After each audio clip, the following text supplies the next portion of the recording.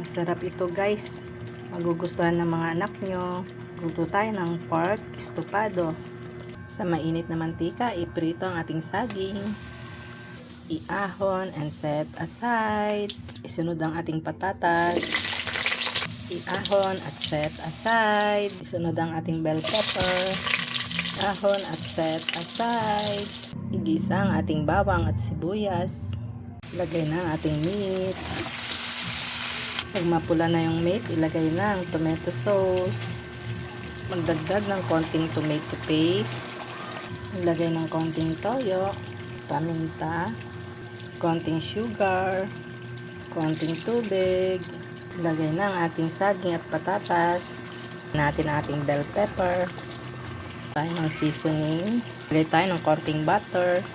Man na, luto na ang ating pork estopado. Let's eat guys!